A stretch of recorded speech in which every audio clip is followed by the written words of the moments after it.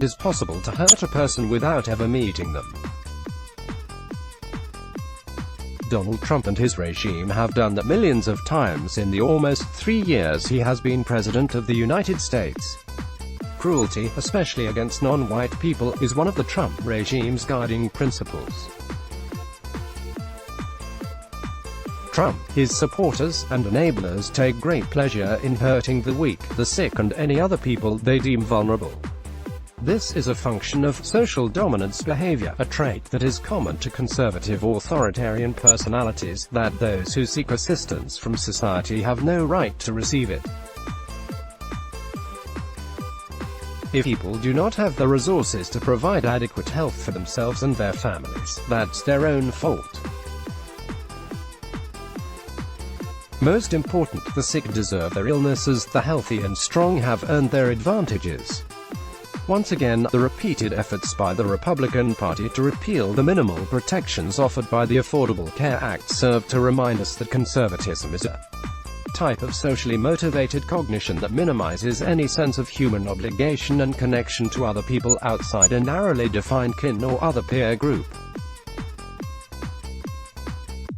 Today's version of American conservatism is also a celebration of selfishness, and a belief that true freedom and liberty are based on a perverse individualism with little sense of common decency or linked fate with someone's fellow citizens. Today's American conservatism also embraces an extreme form of neoliberalism whereby human worth and dignity are determined by profit and loss statements, and capitalism and democracy are confused with one another. Ultimately, American conservatism is a value system that is anti-social, anti-democratic and anti-freedom. Advertisement. Earlier this week, the New York Times reported that on August 7, the United States Citizenship and Immigration Services, without public notice, eliminated a deferred action program that had allowed immigrants to avoid deportation while they or their relatives were undergoing life-saving medical treatment. The agency, part of the Department of Homeland Security, had sent letters informing those who had asked for a renewal, which the immigrants must make every 2 years, that it was no longer entertaining such requests. The letters said that the immigrants must leave the country within 33 days, or face deportation. Advertisement. Because of public outrage at the wanton cruelty of sending sick people, including many children, back to their home countries to die, USCIS announced a temporary pause in the deportations. On Monday, the agency said in a statement that while limiting the program was appropriate, officials would complete the caseload that was pending on August 7. The statement said that deportation proceedings had not been initiated against anyone who had received the letter. However, it did not say whether it would continue to grant immigrants extensions to stay in the country or whether the program would be continued after current applications are processed.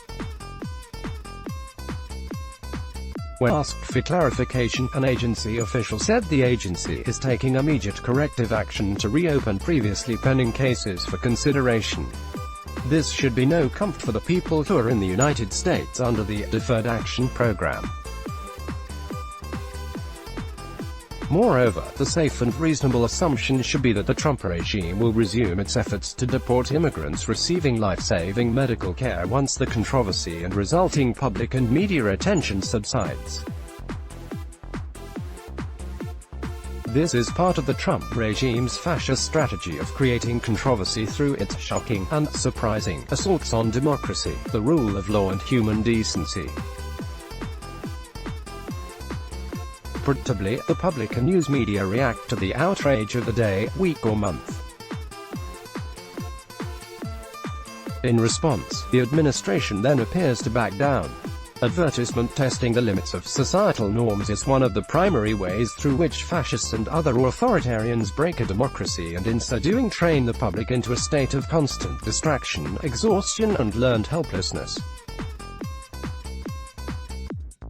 as with banning Muslims from entering the United States, building a wall along the US-Mexico border, and intentionally breaking up the families of migrants, refugees and immigrants, before interning them in concentration camps. The Trump administration will likely find another way to advance its original goals at a later date. The Trump regime's efforts to punish the sick and the dying because they happen to be immigrants reflects a broader problem. Donald Trump and his policies are literally making the American people sick. Mental health professionals and other researchers have shown that the age of Trump is a public health crisis characterized by high rates of anxiety, sleep disorders, stress and a generalized sense of fear and worry, as well as the other negative health outcomes, heart attacks and strokes, an increase in interpersonal violence such as mass shootings, that accompany such a diminished state of well-being. Advertisement. These effects are most pronounced among those groups such as Hispanics and Latinos, and non-white people in general, who have been specifically targeted by Donald Trump and his campaign of cruelty and other vile behavior. In total, the Trump regime has taken the pain and other harms caused by institutional racism and racial battle fatigue in America and, instead of working to heal such problems, has actively made them worse, weaponizing the suffering of non-white people as fuel for a racist political project. The Trump regime's sadism has also impacted the American people as a whole. In July of this year, The Washington Post reported that a Gallup poll recently documented an increase of stress, anger and worry among all Americans, which match or top the highest level since it began tracking these negative feelings in 2006. Those who disapprove of Trump's performance were significantly more likely to experience each of those negative emotions. The survey found Donald Trump's cruelty is a political opportunity that the Democrats would be wise to exploit in the 2020 presidential contest. Opinion polls indicate that many Americans, including key demographics such as suburban white women, are becoming increasingly tired of Trump's nativism and racism.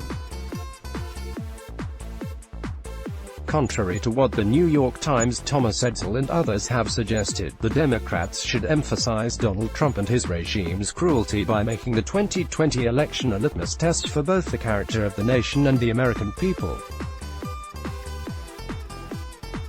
Advertisement. To most effectively turn Trump's cruelty into a tool for defeating him, the Democrats should run campaign ads featuring the families and children who are being hurt by the government's efforts to take medical care away from immigrants with life-threatening illnesses.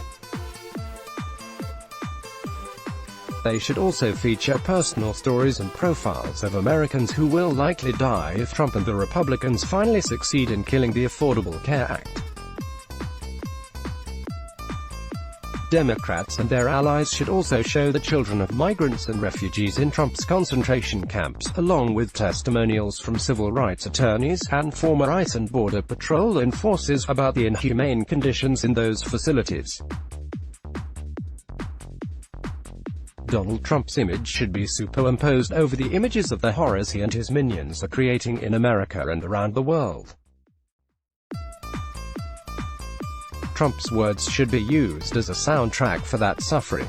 As shown in a much-discussed Washington Post profile, Stephen Miller, Trump's senior advisor, an apparent white supremacist, wants the world to see images of non-white babies and children being torn away from their families at the US-Mexico border and then put in concentration camps.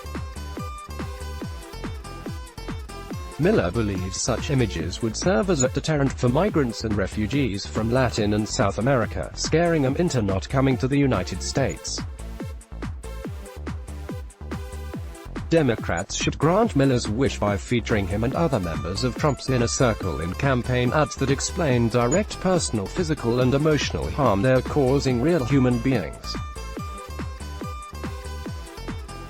Of course, Trump's supporters will not be shamed by seeing the human cost of the great leader's actions. In fact, Trump's supporters likely enjoy seeing black and brown people suffer. For that and many other reasons, the Democrats cannot base the 2020 presidential campaign strategy on winning back Donald Trump's white working-class voters. Many of the latter are now lost to Trump's political cult, fully addicted to what anti-racism activist and author Tim Wise accurately describes as the president's political opioid of white rage and white supremacy. Advertisement by highlighting in a direct and personal way how Donald Trump's policies are hurting real people, the Democrats can rally their own voters. They must make the 2020 election not just an exercise in the practical politics of deposing a fascist authoritarian, but also a great moral crusade. This narrative will also force undecided voters, swing voters and others who are souring on Trump to make a decision about the personal values and about what kind of human beings they want to be. Do they support Trump and his regime's evil, and by implication share in that guilt and moral rot? Or do these people want to take a moral stand at last against the Trump regime and, in doing so, validate their own deeply held belief that they, unlike Trump and his supporters, are inherently good people? Whoever the Democrats nominate to run in 2020, the party faces a great task. It must force a moral reckoning in America in order to defeat Donald Trump. Let's block ads. Why?